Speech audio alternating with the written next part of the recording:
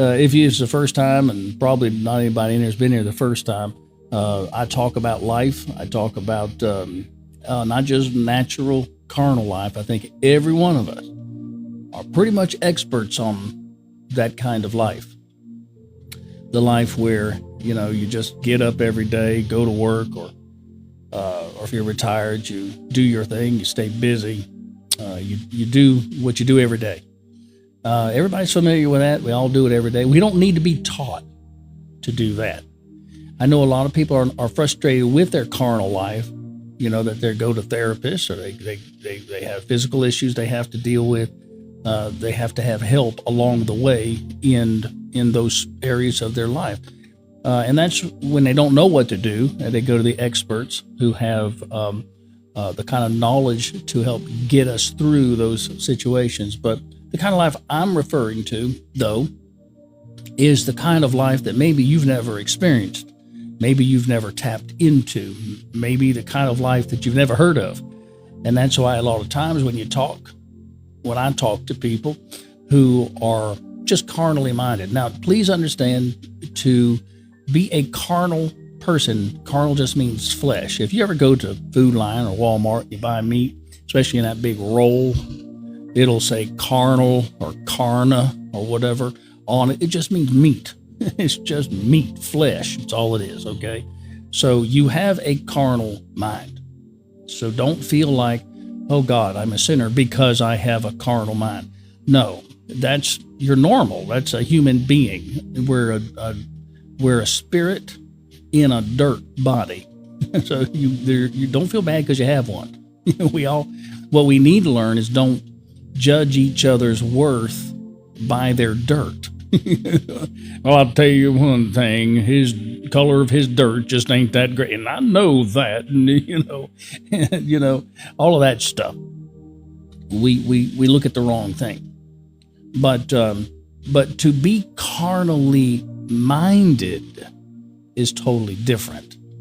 To be carnally minded is you depend on what your dirt says to you, and you build your life on it. Yeah. Have you ever? Yeah. Well, what's the dirt going around the area now? Everybody's saying, what's the gossip? So we got any dirt on so and so? Whatever. But see, when everything that you listen to or you believe or act on is just dirt, now you become carnally minded. If you're going to believe what your senses tell you and that is it, you're carnally minded. Now, to be carnally minded, according to the scriptures, and even if we didn't have a Bible, to be carnally minded is death. So, there are people that believed in God that didn't even know anything about the Bible, but it was something internal. They was stretching for more, something on the inside. So if you don't have a Bible, it doesn't mean that you're not wired for something much greater than your carnal life can give you or your carnal mind. You just have to be pointed in that direction. So I've spent 40 years finding out carnally who I am as a man, and then trying to find out spiritually what kind of potential this man has, because we're all wired with the same thing. And unless somebody reaches for it, nobody's going to find it. So I found out through the scriptures over here, let me see, in the book of Psalm, I believe it's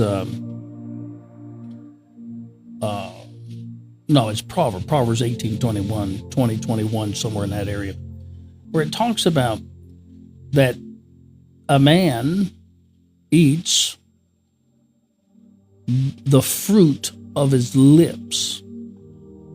He eats from the fruit of his lips.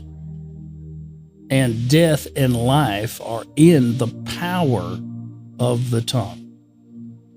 Now, what we're dealing with is the mind here. Oh, I know we're thinking, oh, I'll just talk about his dirt and all that, but where are you getting your words from.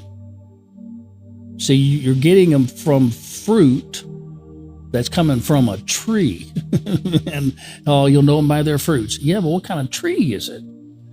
Well, the Lord put before Adam in the book of Genesis the tree of life and the tree of the knowledge of good and evil. Now, these are two trees that bear fruit.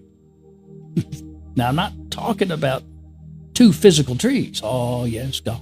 Adam was in the middle of a garden, and we know what a garden is. It's got a lot of flowers and a lot of trees and a lot of blossoms and blooms and it probably butterflies and, bumblebees and all this stuff in the garden.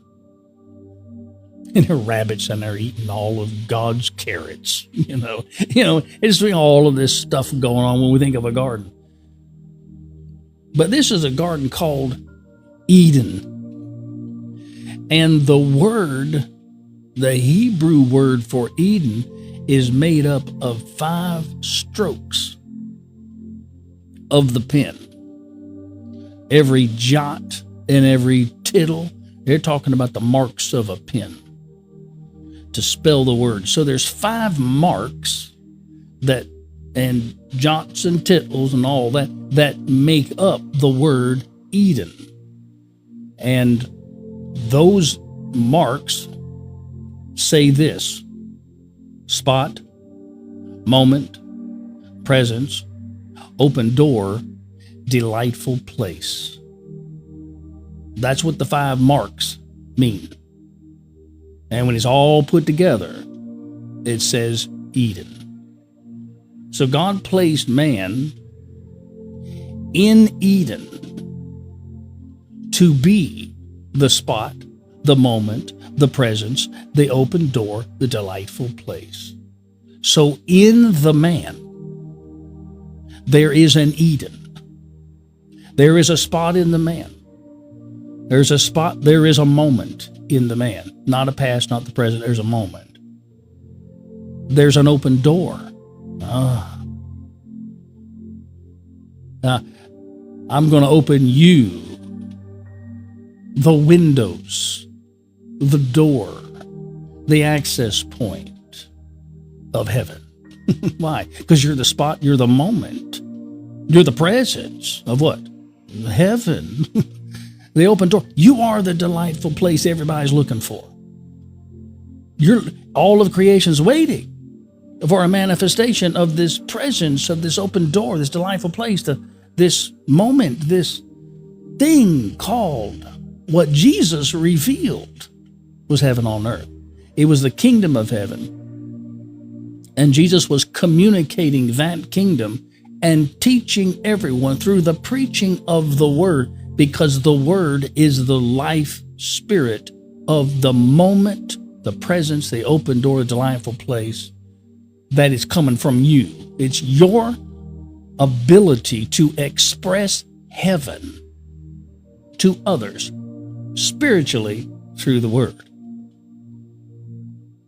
So your presence is released in words, in the spot, the moment, what you're thinking, what you're presenting to everyone. And here's the problem. All people see about you is your dirt. They don't see the garden. They just see the dirt, and the thing in the garden they see is the tree of the knowledge of good and evil. That's the conversation that we speak that has to do with what our flesh and our senses have taught us. So the garden is still you, the spot, the moment, the presence, the open door, the delightful place, but it all depends on what tree you're eating off of. Are you giving and eating off of the tree that comes from the word of life, or are you just talking what your dirt's telling you? Are you just communicating what your flesh is telling you? Are you just communicating, what you think carnally? You see, that's it. You are the Garden of Eden in the mind of God. He placed you there. He put a spirit in the dirt body, and your dirt body's just doing all the I was going to say conversating. Try to bring it down to a realistic level. So we end up conversing.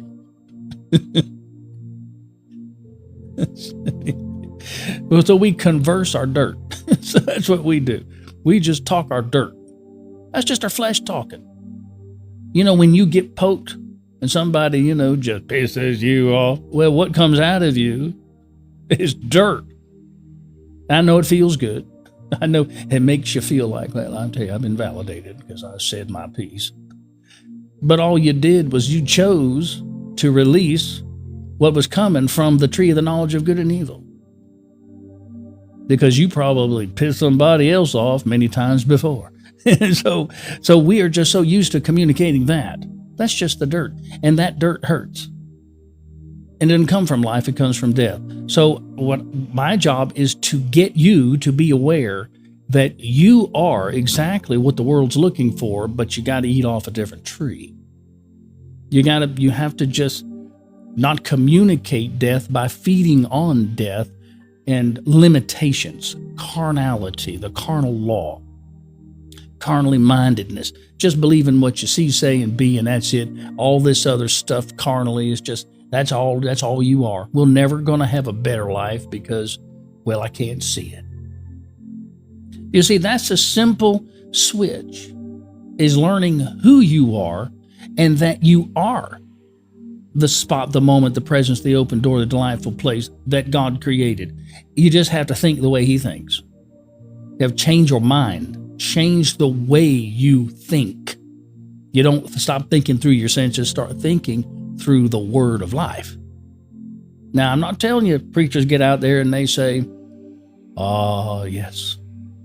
They give you the Bible and this is the word of life. Just memorize the scriptures and stay in the Bible. Because they do say that. They say that this is the word of life. What they don't tell you is that you are the word of life. You're going to live or die based on what you see, say, and be. What you're either going to see, say, and be what you feel physically, carnally, what you go by the knowledge of what your senses tell you, or you can be what this word says you already are. That you are blessed with all spiritual blessings in heavenly places. You have already been equipped so that heaven in you, that spot, and in that spot, God opens you up and what comes out of you is life, the presence of life. You speak it, you see it, you say it. Your imagination is just filled with possibilities. Well, that's the tree of life. Once you feed on that a while, and then become the identity of that. The Lord says this in His Word, that you do not ever put any image before His image. Now, you're created in His image. Well, what part of you is created in His image? Sure ain't the carnal. Oh, yes, God has hands. Oh, yes, God speaks. He's got a mouth. The mind of Christ. Oh, He's got a mind. And I've heard God does walk around. Yeah, He's got feet.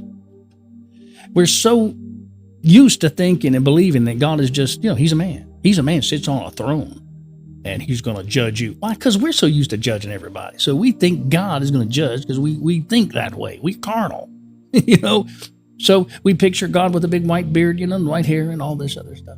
And He's just out there to get us. And you better be careful. You better give your tithe.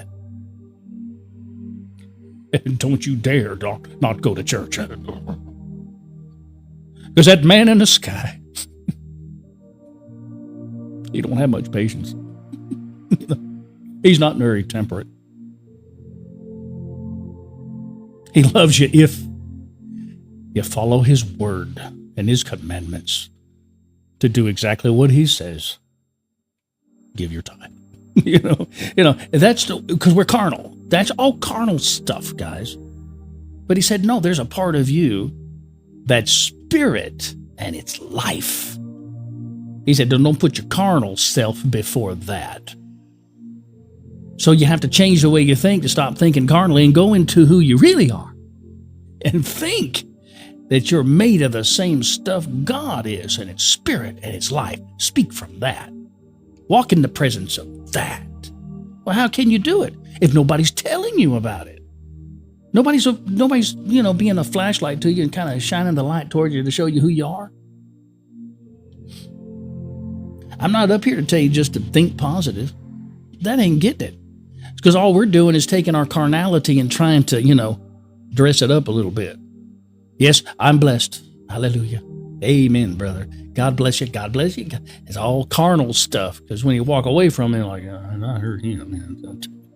He's all right. Talk to your spouse about who was that? Well, it was a guy I met the other day. And he's all right, but he does get on my nerves. See. But God bless you. Thank you so much for coming. Shake his hand. See, it's all carnal, and we're trying to be nice carnally. It don't work. You know how it is. You work at a job, can't stand the boss because he keeps promoting everybody else, but you're trying really hard to impress him by the works you do. Still, he don't think nothing of you. Or she don't think nothing of you. It's just like, forget you. They've already made up their mind that you ain't in the equation. And if they can figure out one way to get rid of you, they will. But you're trying hard to impress them. All that's carnal stuff. If you can walk into that job already knowing you are the boss, because you are the controller of everything around you, you are going to make happen for you through you. and so you love your neighbor. It's easy to love somebody when you know that, hey, they're not stopping you from becoming. When God said, work out your own salvation, he says, the work doesn't mean labor. I got to work hard. Go to church and do all that stuff. Work just means become. Well, how can you become what you don't know you are? Wouldn't it be a shock to us if we planted a tomato seed and got a cucumber? How did that happen? Well, it wasn't because the law inside the seed changed from a tomato to a cucumber. We just didn't know that it was a cucumber seed instead of a tomato seed. The law's not going to change. But God, I just want you to change me. God, change me. I just want change. I need change. He said, well, then change. Stop thinking you're carnal and start thinking that you are divine. You're it. You're it. Nothing happens until you happen. So the whole goal is to change the way you think. So when you look in the mirror, you can get past that image that we've been putting before, the image God put in there, which is his image, which is his potential, his way of thinking, his ways. Isaiah 55 said, well, God's ways are higher than ours. Now, can you understand that? See, the ways of heaven in you, the ways of God, the way your potential is, your divine nature is much higher than your carnal nature. And the God in you will make you God in the earth. Not the God everybody has to bow down to serve. No, but the expression of God that everybody will begin to make demand on because of the potential of God within you. This is the reason we get presidents and we get leaders of governments and all that, because we look to them to change the laws and to make things better for us. Now just picture that. In that process, as an analogy here, we're just the carnal minds, don't know what to do, and we call on somebody else who has a better mind, which could represent Christ in us, right? So we're trying to find solutions, so we go to somebody who thinks different than us. They have connections, and through what they do, changes our life. And that's, and they'll send that stimulus check and they'll send whatever and kind of help us out a little bit. And then all of a sudden we think so good of them, whatever. But just imagine the governing system within you. You have the carnal mind, you got the mind of Christ. We have been governing this body with the carnal mind. No wonder it leads to death. You understand that? No wonder it goes nowhere. It's nobody, I guess, has to bow to your immoral and unjust fictional deity. You see, unfortunately, there's such a debate in different beliefs that amongst people, now this comes honestly because we're all absolutely right in where we are in what we know, because we're the ones that attained it, that knowledge. So he is where he is, I am where I am, you are where you are. We got it honestly. That's the bottom line. But like I say all the time, if what you know can't get death off of you because you believe there's no way out, then you will suffer the consequences of your knowledge that you got, you attained to, or you stretched to, or you stopped at. So everyone is right in here. Everyone is. But if it can't get death off of you, I would say, well, why don't you just, there's another rung of the ladder. Why don't you just climb up that? You don't got to get rid of all the other rungs. You've already conquered them. You are where you are. When I was a kid, I was a Mormon. I didn't know anything about it. I couldn't tell you all the doctrines and all that it teaches. I just had fun with the youth programs and all. And then I got out and so many people were telling me that, to be a Mormon that's a cult. And could you get me a tissue, honey, or something? To be a Mormon. Oh, she got them sitting right there. Thank you very much. Thank you. Anyway, so I was taught Mormonism was the only true church, and Joseph Smith was the only true prophet. I didn't even know what a prophet was, and the church was just the building to me. So I walked around there in ignorance, even about the religion I was involved with, but I didn't know anything about it. And then I started having people tell me it was a cult, and so I started doing some study, and I grabbed a Bible, and then I got born again, went to a friend, and they led me to the Lord, and I got born again. I had no idea what that was. I just changed religion. Just all I did. In my mind, I just wanted to find God, wanted to search for God and do all I could do. And I did, and studied and studied and studied. And, the very first thing I did, because I was trained this way, was to think that anybody else that wasn't a Christian was not saved. Now, isn't that the same thing that the Mormons do? If you're not a Mormon, well, you're not part of the true church. You don't believe in Joseph Smith?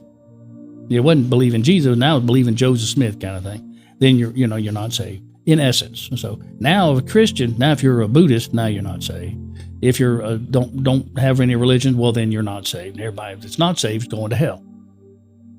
Now, can you see the conflict there? Well, I got what I got naturally. I got it honestly. It was my decision to go from Mormonism to being a Christian. But then when I became a Christian, then I found out there's a whole lot of baggage that comes with that. Thank you for the heartbeat. See, I found out there was a whole lot of stuff with that religion. But then it built in me walls against every other religion and every other person that wasn't a Christian. I learned a lot, studied the Bible and all that. But it finally, after many years, I realized that this religious and ideas of religion just separates people. It does exactly what happens with people that come in here and they're frustrated. I don't care whether you're religious or you're not religious, you still debates. It just creates debates. And one of the first things I did was started separating people from what I believed and what they believed, and created these walls, these veils against each other. And that's what happened. We just fight each other. So now we'll just go to different lives and fight one another, trying to prove a point we can't prove, because there's no point to our debate. What good is it to know that you can speak in tongues or not speak in tongues? What good is it if you don't even know the purpose of who you are? You're just trying to do something carnally. You see what I'm saying? So all of this stuff that we talk about and we get involved with is just carnal stuff. That's all it is. And so we debate religions, and then we, want to get up here and fight and argue and do all of that kind of stuff. Well, you can't do that. There's no point in that. Because if what you know does not get death off of you, then you've fallen short of the glory that is supposed to get the death off of you. The same Spirit that raised up Jesus from the dead, raised up Christ from the dead, it'll quicken your mortal body. It's in you. You just don't know how to see from it. So there's no room for debate, because this that everybody's looking for and that everybody's wired for is the main event. Everybody's looking for their body to change, to go from death to life. That's what the rapture's supposed to be, right? You Your body changes in the twinkling of an eye. You go from death and life. That's what we're talking about. Why are we waiting for a date? Why don't we just know we're equipped? And the knowledge of the mind of Christ is what's going to make that happen. See, without the knowledge, then you're just carnal. You're not eating from the tree of life. You don't know anything about it. Okay, I was going to go somewhere, but let me just look at some of these questions. What's the hardest thing you went through or called on God about? What's the hardest thing you went through or called on God about? Okay, I'm not exactly sure. The hardest thing you went through? You might have to rephrase that, because I'm not exactly sure what your question is on that. Do you think maybe God made it that way on purpose? He made it this way to cause us to study? Well, hey, look, that's the point. Then you're going to figure out, well, what am I supposed to study? Do I study the Bible, the Quran? Do I study the Book of Mormon? Do I study any of the other religious books? Would it hurt? Of course not. But I think every one of the books came from somebody that knew something that others didn't understand. They were trying to write it out. Or, like Jesus in his case, people were around him, heard of him, and they wrote the concepts or the essence of his message, which was simply to tell them, as I'm telling you, that the kingdom is within you. So all the potential of the kingdom is within you. And if you can believe what I'm saying, then so be it within you. You'll ignite the kingdom within you.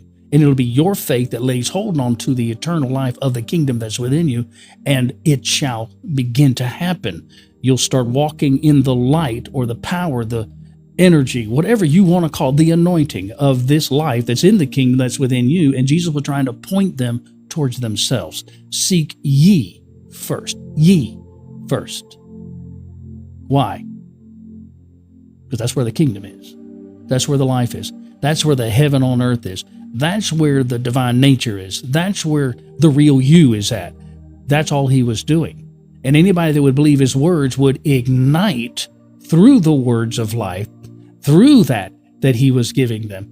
The word he spoke was like a lamp, a light unto their path, because they began to walk the way they really were meant to by their real self, their divine nature, the one that they woke up with the light. That's the mind of Christ. That's the life of Christ. It's Christ in you.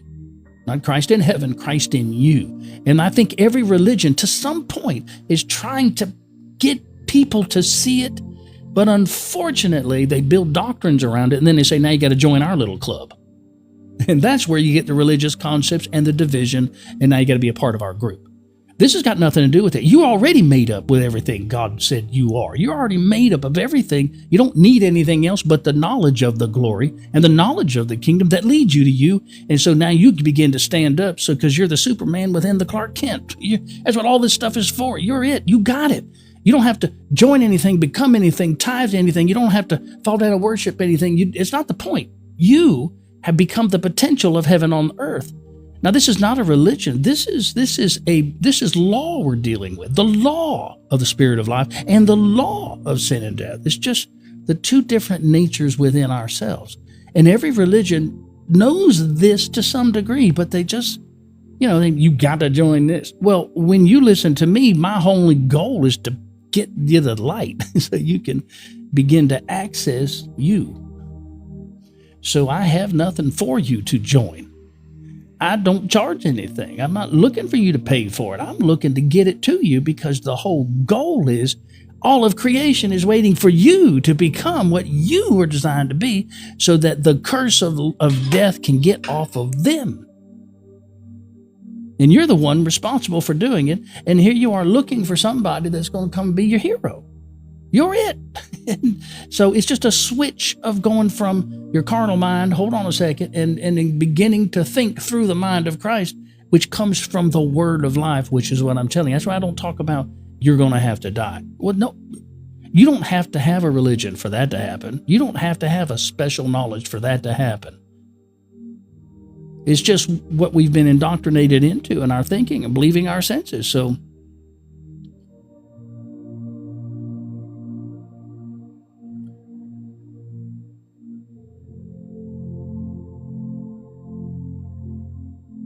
Yeah, so that's what I'm saying. Yeah, when you study, you get an opportunity to enter someone else's thinking. You go to college, go to school, high school, whatever. You don't know the subject, but when they teach you, you enter into their thinking. You enter into the knowledge that they have. You see that?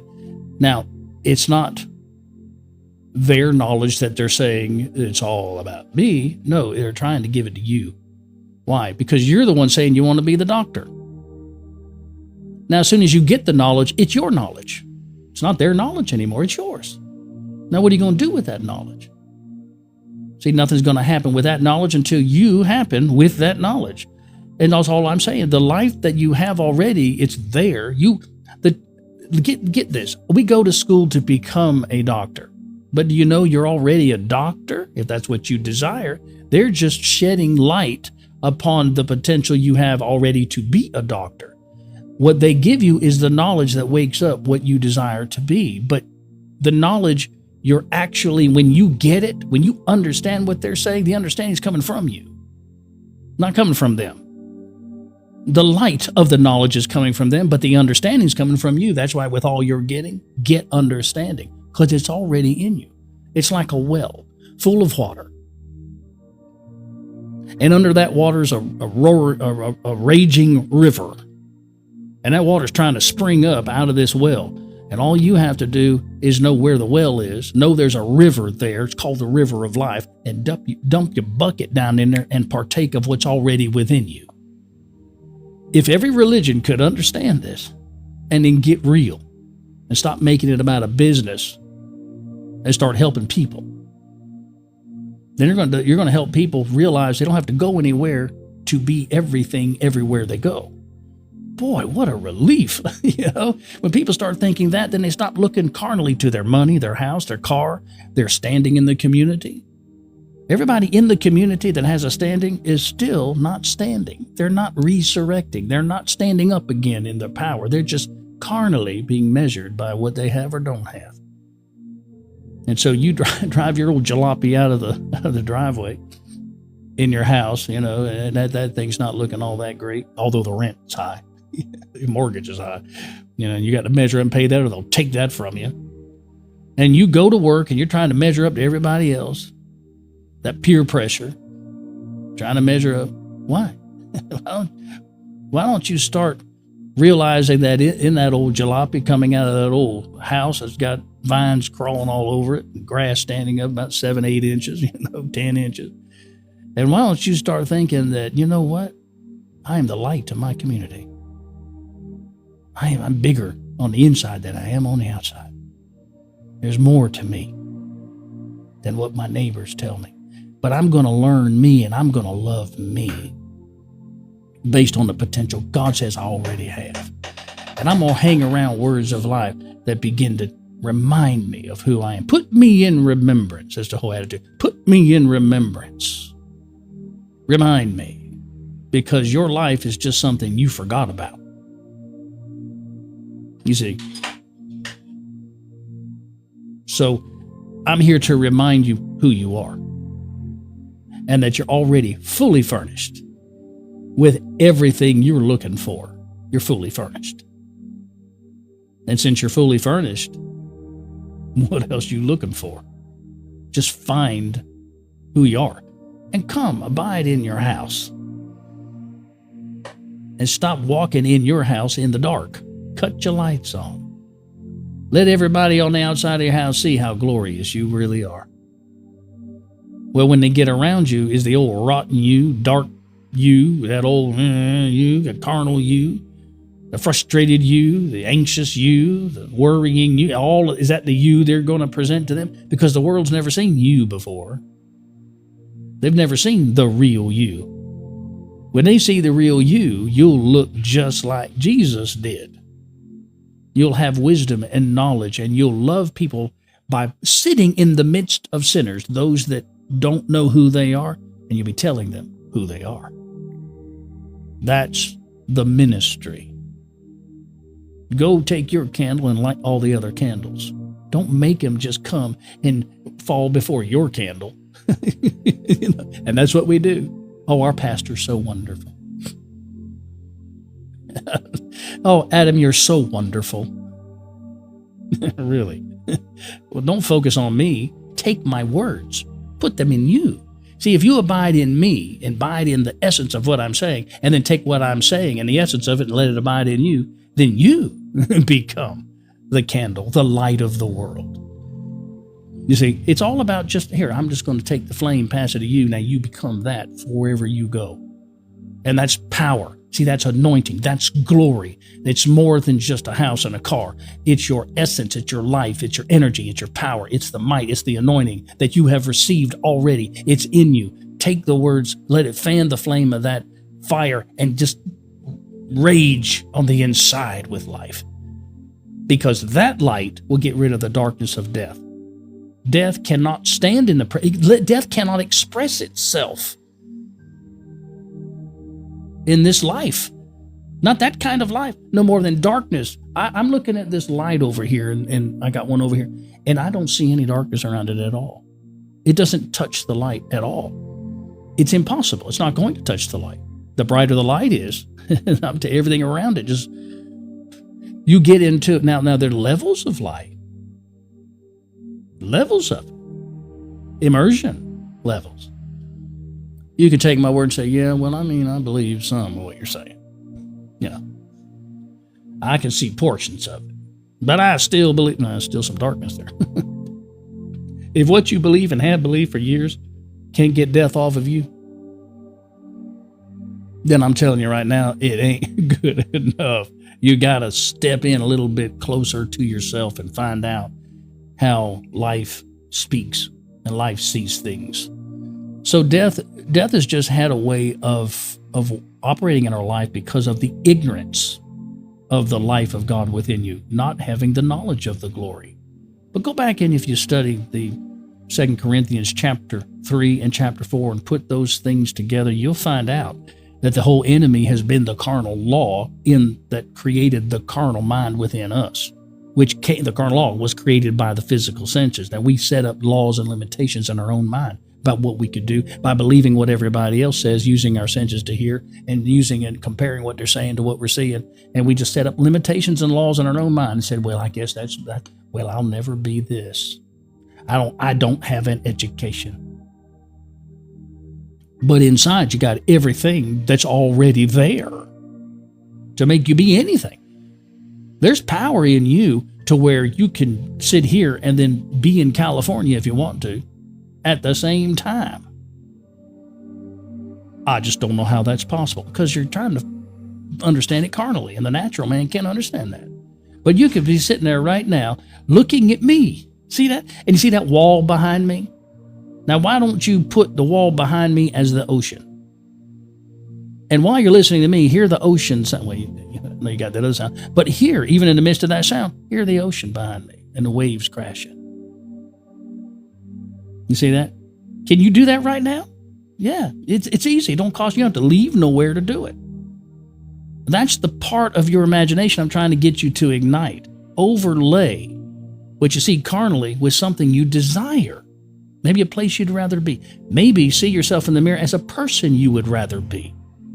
And start believing that instead of believing what your five physical senses tell you, because that's the difference between life and death. That's the difference. I was looking at me, guys. Well, you switched again. I was looking at me. I'm working with that image there. So,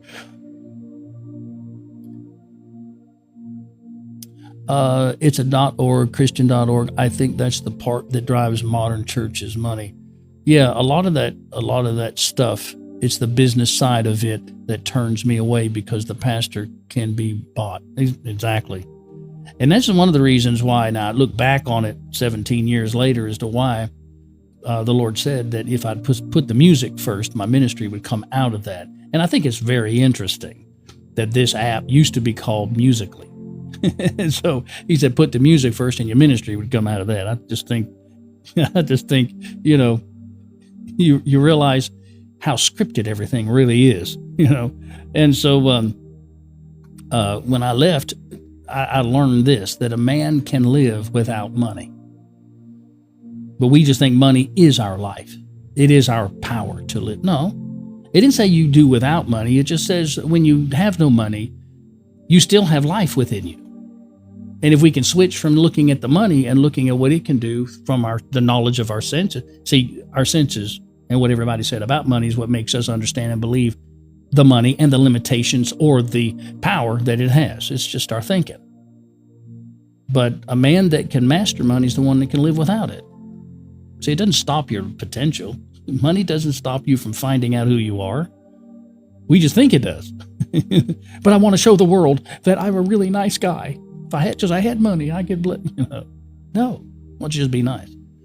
Why don't you start speaking from your potential and blessing people with words of life and get them to see that when they hear you at first, they think you're lying to them, but then they go back and they meditate on it and say, well, what is it that you said that resonates so much on the inside?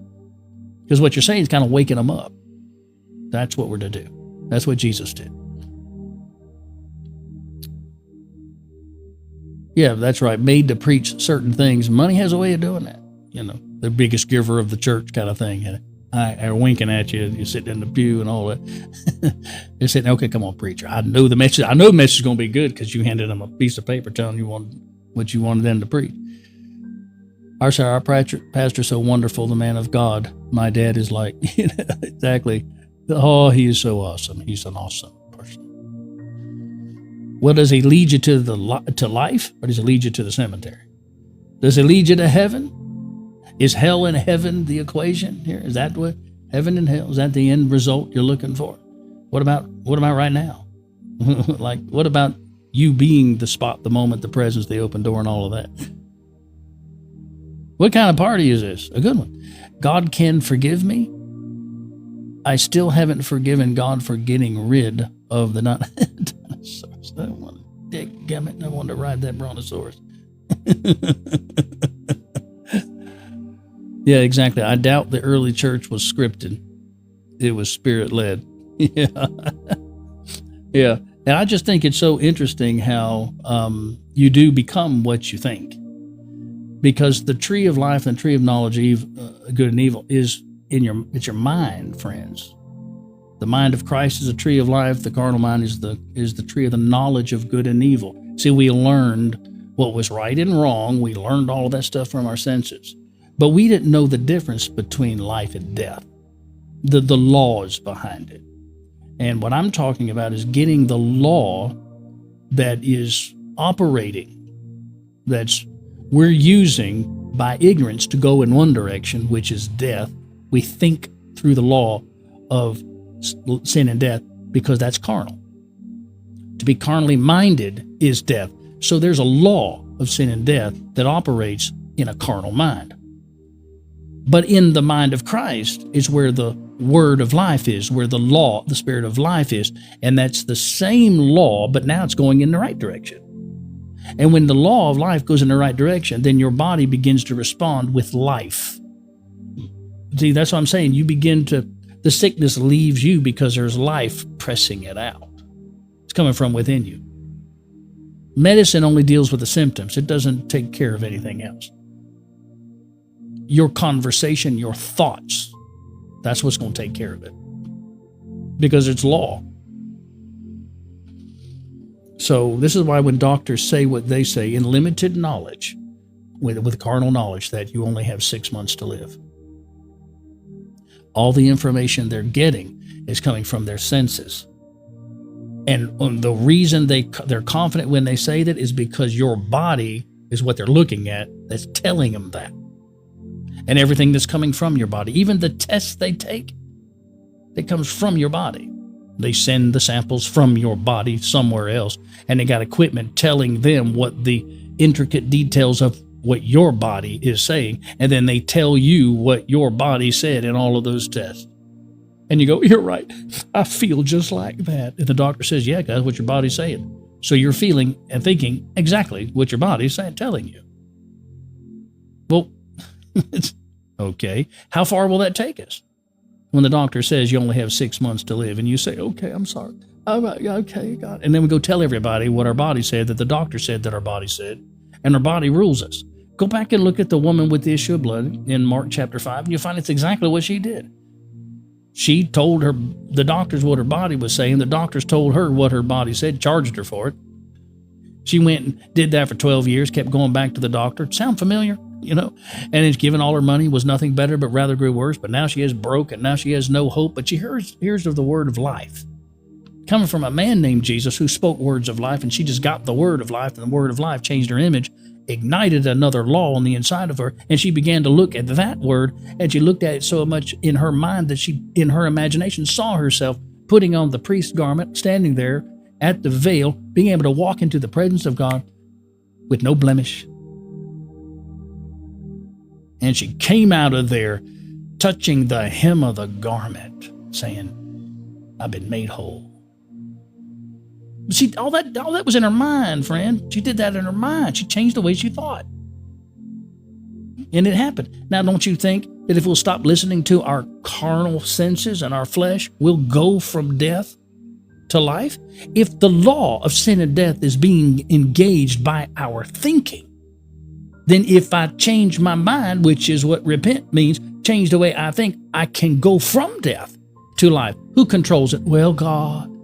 God, no, He put this sickness on me. Do you see the con? Do you see the lie there? See, the narrow way is to find the way to the truth, which is simply the law of the Spirit of life that's in you that you're already wired for. So you're going from the broad way. Oh, see, we think the broad way is people going to hell. No, the broad way is people going to the cemetery. The narrow way is escaping death, escaping the wrath to come, escaping the corruption that's in the world, going from darkness to light, going from the kingdom of governing from the carnal mind, from death to life. That's the way. And that's what I'm telling you. So I don't have anything to offer you as far as a religion for you to join. I don't have any. I'm not pay me for this. I'm not doing that. What I'm here is to help you. Now you can come to the lives and be helped, and that'll do good. If you can come all the times, and I try to come up here twice a day, it'll help you because it's helping to change your mind. You're beginning to question. See, faith stops at the question. You got to get the questions answered, and when you find out there's no pressure on this end, well, he says if I'll just send $150, he'll give me this course he has. No. You are the course. You're the whole package, friend. You're it. The only thing it costs is your focus. You just got to change the way you think.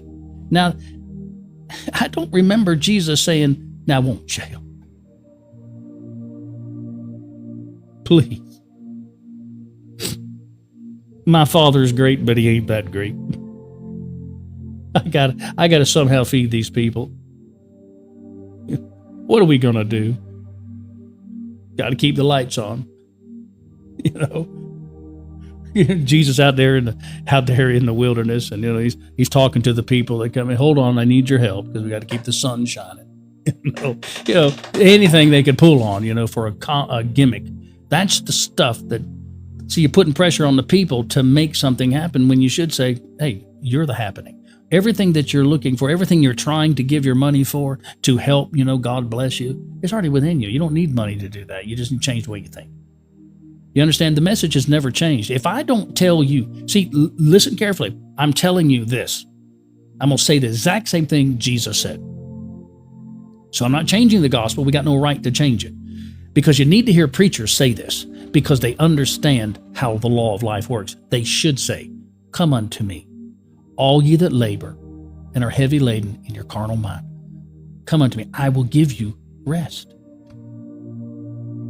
It didn't mean, come gather around Him and let's start a church. No, it's saying the words that I say will give you rest from your carnal mind, your carnal efforts, your carnal persuasions, your carnal limitations. But come unto me, the word of life. Jesus said, it's not me that does the work, it's the Father within me. The Father was the word of life.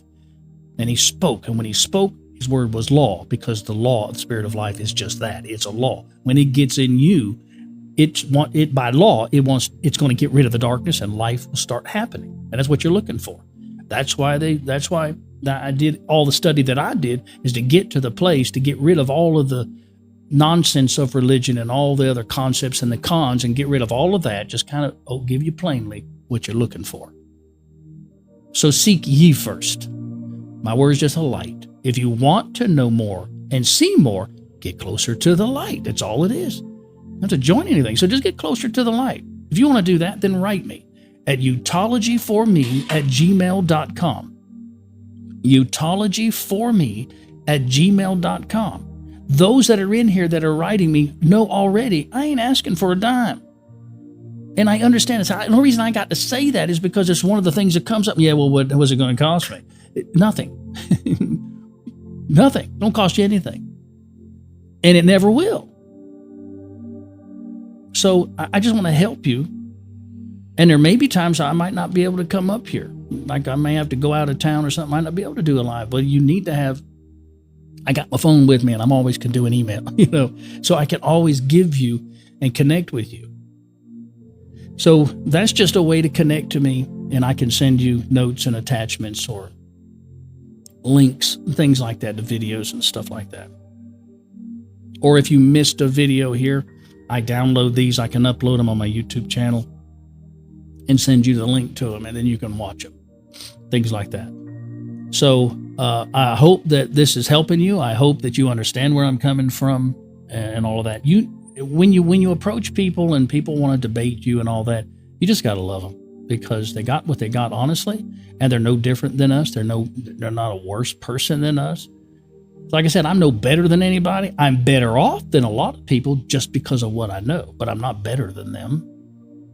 As a matter of fact, I recognize where people are because I've been there. And that's why you want to help people up past where they are, so they can see that there's more that they haven't seen, that doesn't challenge them to get rid of what got them where they are. You don't have to lose anything. You just have to, when you get to the light, you realize what helped you to create limitations in you, and you just realize it. So when you see it in other people, you can help them to know, hey, I was there. But I want to help you get past that. That's what it's all about. So anything I can do to help everybody in that area, that's what I'm here for. So again, you can write me at utologyforme@gmail.com. And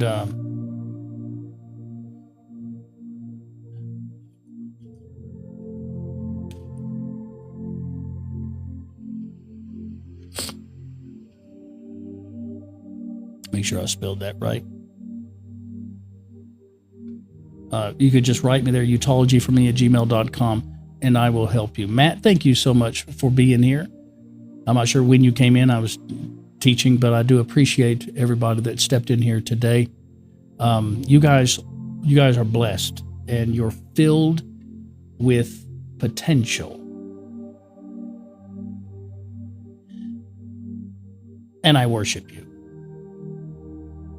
Worship, now to get the religious side out of it, worship just means to acknowledge potential. When your car breaks down and you take it to your favorite mechanic, you worship him. You're just saying, I acknowledge your potential. When the man that had leprosy or whatever came to Jesus and he said, he fell down and worshiped him, you said, I acknowledge your potential to get rid of this that I'm attacked with. Give me the knowledge it takes to get rid of this. That's all it is. I acknowledge your potential. You might not see it yet. You might not access it yet. You might not know where it is. But I'm telling you, you're full of potential, and I want to do everything I can to help you know that. All right, so you're not looking for everything or anything. You are everything you're looking for. So I've got 45 seconds. So my wife says, "Oh, you're about done. Are you gonna get there? Are you gonna do it this time? You're gonna actually stop at 1 hour?" I hope so. Stop running my mouth, Adam. Stop running the mouth. All right. Well, I love you guys. Look, again, I'll be back at 8 o'clock tonight. If I happen to not show up, it may be just a technical difficulty. Like it took me a little bit longer to connect the mic to the computer. For some reason, I had to restart the computer. Or since something came up. So it's not because I'm tired of it and well, I did my part kind of thing. No, this is what I love because I want to help people. So But if I don't show up, I'll try to make a video beforehand, let you know I'm not going to be going live or whatever. Just kind of do that. Supergirl, you were quite welcome. Thank you so much, everybody. And until we meet again, I'm Adam King. God bless you. Bye-bye.